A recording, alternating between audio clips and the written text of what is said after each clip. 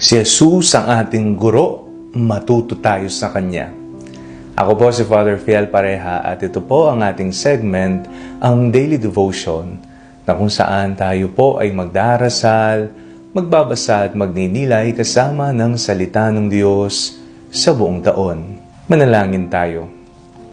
Sa ngalan ng Ama, ng Anak at ng Espiritu Santo. Amen.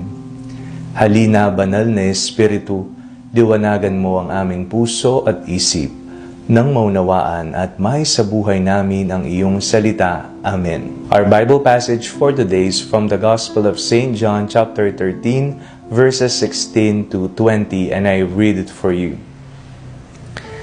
Very truly I tell you, servants are not greater than their master, nor are messengers greater than the one who sent them. If you know these things, you are blessed if you do them. I am not speaking of all of you. I know whom I have chosen, but it is to fulfill the scripture.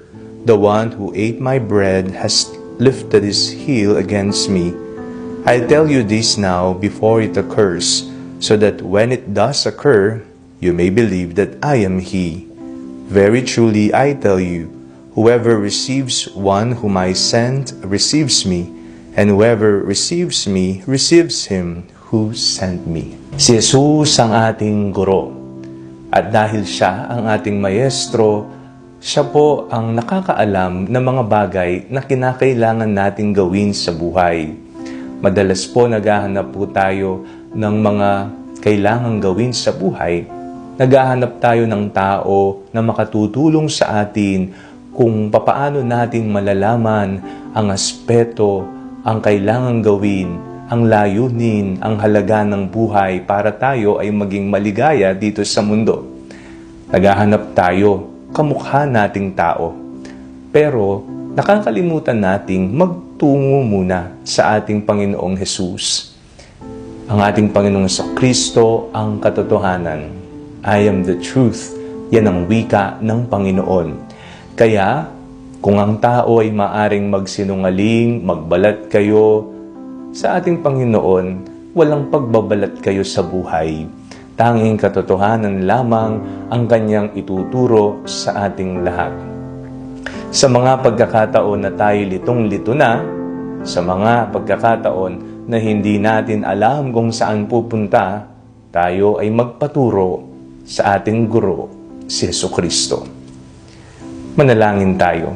Panginoong Jesucristo, turuan niyo po kaming mamuhay ng maayos at tapat sa iyo. Amen. Sa ngalan ng Ama, ng Anak at ng Espiritu Santo. Amen.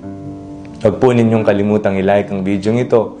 Mag-comment po kayo and share it with your family and friends.